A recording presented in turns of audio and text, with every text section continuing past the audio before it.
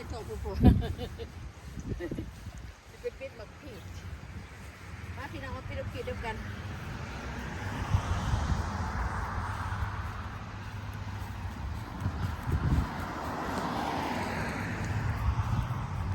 ปิดการนี้กันนะ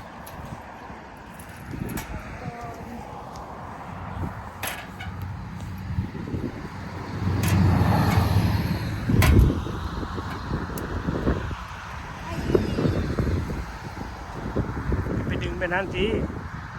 ตัวนี้ต่ำพ้นเนาะเอาตัวนั้นบอกเอาไปใครตัวไปเอาตัวสูงมาไป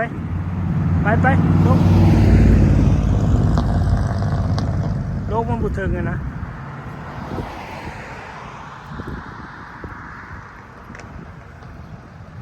ตัดก่อนนะ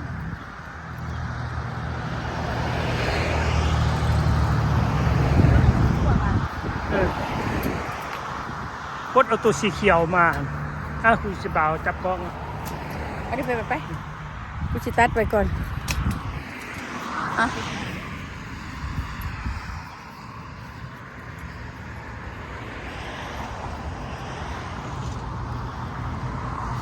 แดดหอนได้เผยดอกอยู่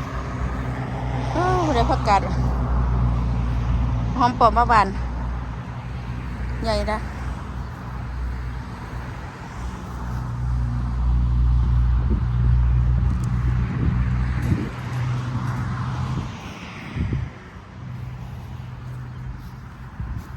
ลาวละห้าว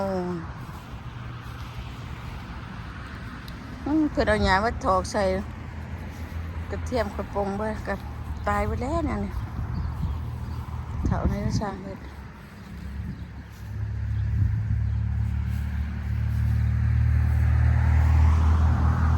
ในมาเอฟปูพี่น้องมันยังน้อยมาเอฟปูแดง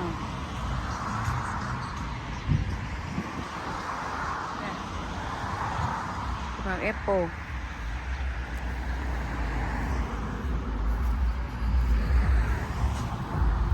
เป็นดอกบ่ได้เล็กกระเทียมกันนี่เด้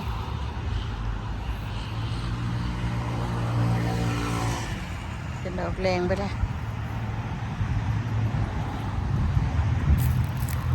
เป็นดอก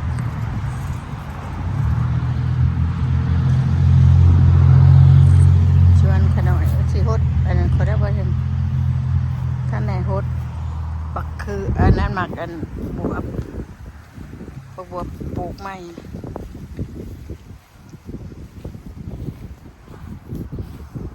ทั่วนั้นจะได้กินดีวะนี่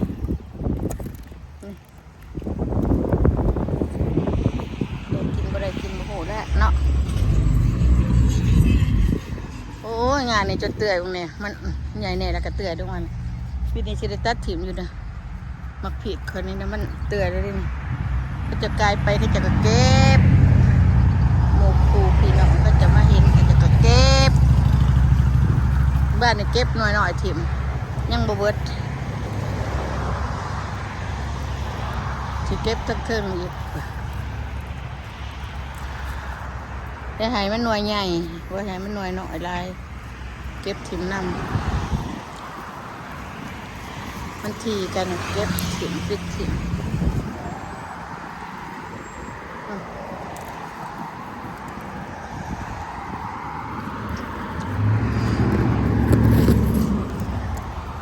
มันหน่วยมันลายมันกัดบนใหญ่มันกัดบงามเลยพี่น้องขนาดก็จะปิดถิ่มน้ำมันกินปุ๋ยอันมันดูดเหงื่อเขามาเนี่ยกันตัวใดหน่วยห้าบ่อยากได้เก็บถิ่มน้ำลายกับบ่อยากเอาไว้ลายกินบ่เบิดหรอกเก็บถิ่มน้ำกินบ่ได้เบิดจะเทื่อนะโมครูเบาพิดทิมโอเคนะเอาไว้ไม่กับบอดี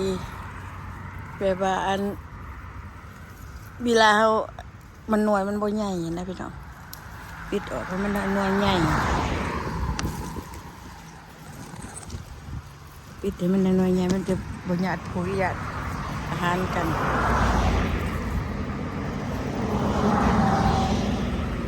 หลายดีได้เดี๋ยวมันสุกเลยวะโอเค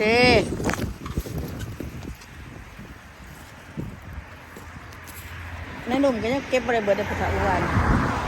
นายหนุ่มกูก็เก็บอะไรเพื่อก็ขึ้นไปปิดได้ตีตู่เท่ามันก็ขึ้นไปปิดได้ตี ให้มันขึ้น คลิปมันก็ลายๆแล้วนี่ตัวไรมันมี2 หน่วย3 หน่วยปิดออกนำไปนำยาไว้ลายมันหยาดพุ่นกับหยาดอาหารกันอ่ะ5 นาที10 นาที นะพี่ตานี่ จับดี ขึ้นไป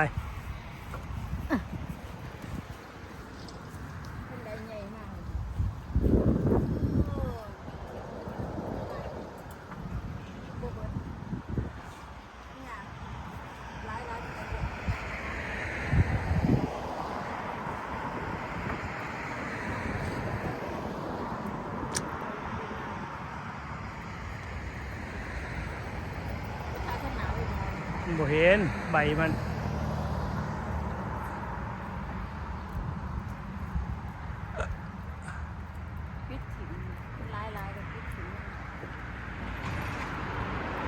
ปิดหน่วยน้อยเป็นทีมพ่อแม่พี่น้องเพราะว่ามันหลายหน่วยมันหน่วยมันบ่ใหญ่นะ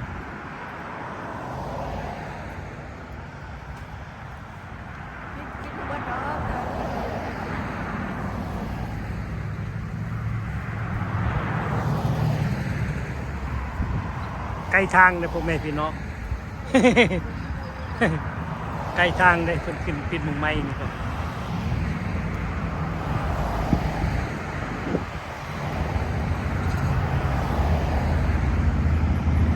โอ้มื้อนี้ร้อนเด้อพ่อแม่พี่น้อง80ลมลมร้อน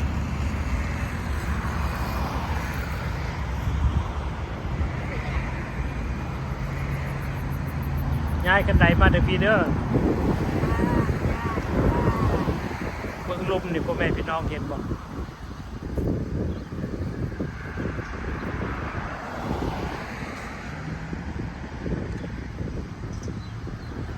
บางทีดูเป็นดีขนาดพ่อแม่พี่น้องจับทุกปีมักพั่มเนี่ยโอ้ยากเด้อพ่อแม่พี่น้องบ่อยากจับหนาวซ้ำใดซ้ำหนึ่งมากระดอกมันหล่นแล้วก็ตายหลายหน่อยเนาะหน่วยมันหล่นหลายเนาะดอกมันมักพั่มปลูกยากเอาใจยากขนาดบักพีดเอาใจง่ายสบายแบบนอนบ่เลือกกินบ่เลือกว่าซั่นซะปลูกไปเป็นไรก็เป็นเบิด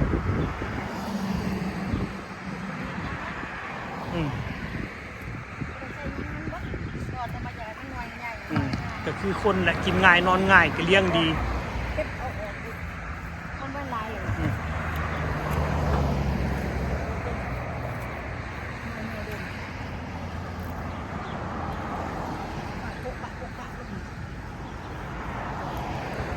มันยามมันเป็นสิไทยพ่อแม่พี่น้องเบิ่งอีกเด้อติดตามพ่อแม่พี่น้องมันยามมันสุกมันยามมันสุกไทยพ่อแม่พี่น้องเบิ่งอีกเวลาบัดกินอีกสิมานอนกินอยู่ในห่มมันนี่แหละอยู่กองนี่แหละ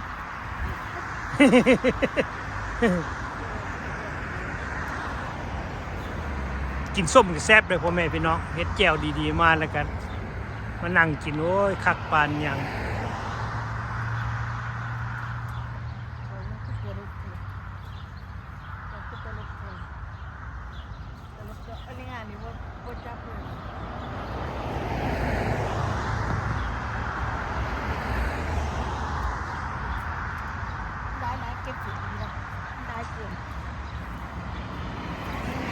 มันหน่วยใหญ่โอ้งานจนกล้องอยู่ในพ่อแม่พี่น้องเลย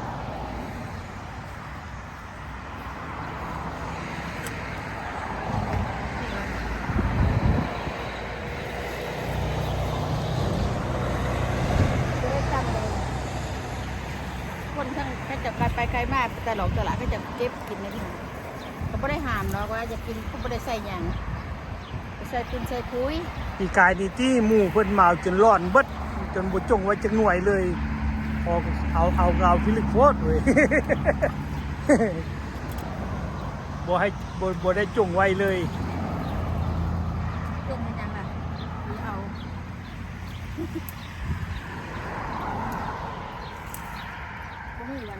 หมู่ต่างชาติดอก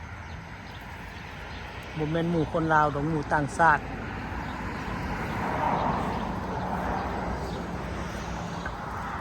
เอาไปขาย เอามาปิดเอาไปขายนี่แหละ เขาไม่ได้อยู่เพื่อน เขารักเขายามได้บูเมื่อเลย เขาจะคุ้มจะไปใคร เอาดำใดดำหนึ่งเขาก็บอกว่าอย่างเราเอาจนเกลี้ยงอ่อยซอย เอาซ้ำกินเขาสิว่าอย่างอันนี้เอาไปจนเบิดจะว่า เขาตัวย่างเลย ก็หาได้10 นาทีเลย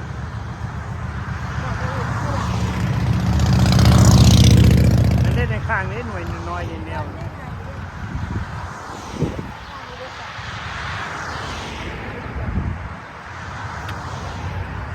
แต่วงระวังตุกในตุกอย่าป้าขี้ดินเลยเด้อ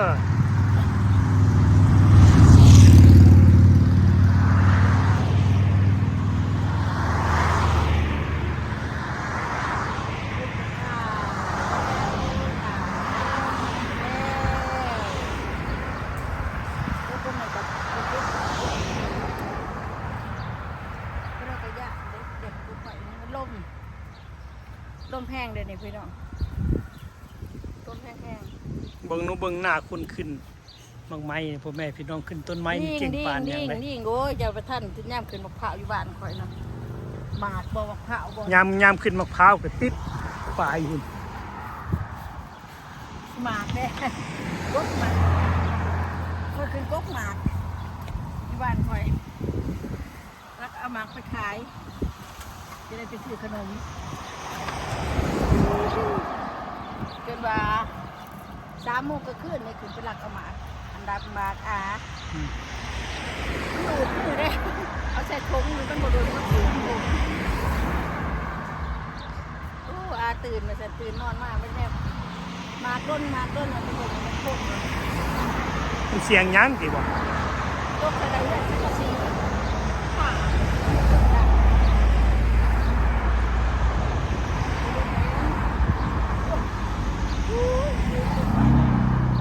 แค่ชูว่าทำอะไรอย่างนี้ล่มเลยว่างอยไปงอยมากงอยไปงอยมากจนอาบอกมันลงมาเรียน ปลูกเป็นไว้ได้พ่อแม่พี่น้องขน้อยปลูกนี่มัน3 ปี4 ปียังบ่เท่ามากอันนี้บ่ได้ดนเลยพ่อแม่พี่น้องเป็นไว้ขนาดเบี้ยมันสำนักขน้อยเอามาปลูกนี่เบี้ยมันล่นมากมันล่นมันเกิดแล้วก็ขุดมาปลูก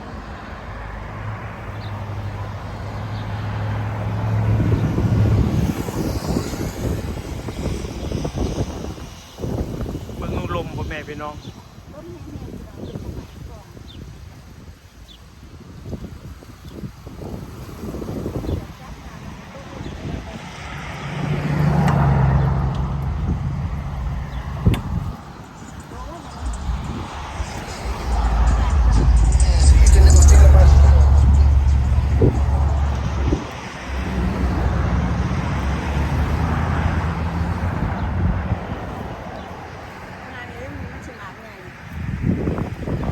จ้องมันหลายอย่าจ้องมันหลายมันสิป่วยอย่าจ้องมันหลายมันสิป่วยอย่างว่าเลยพอแล้ว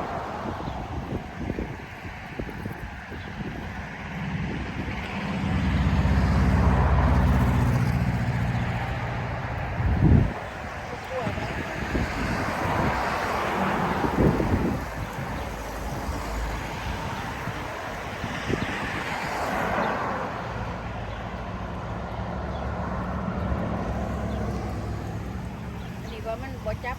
บ่ให้มันจับเบิดเก็บถุงน้ำบ่อยากให้มันจับลายของมันสิหัวบ่ใหญ่บ่อยากให้มันเป็นลายเนาะหัวบ่ใหญ่แต่ใหญ่อยู่ตัวมัน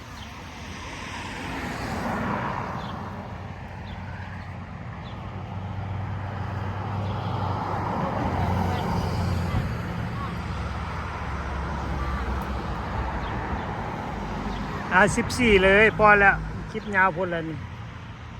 เด้อแม่เอาดีๆ บายเด้อพ่อแม่พี่น้องที่ติดตามขอบใจ ดีๆแมงเป็นสุกุสุคนเบิ่งเพิ่นขึ้นต้นไม้นี่เบิ่งนู่นตายายยายเจ้าขึ้นต้นไม้เด้อนี่พุ่นน่ะไป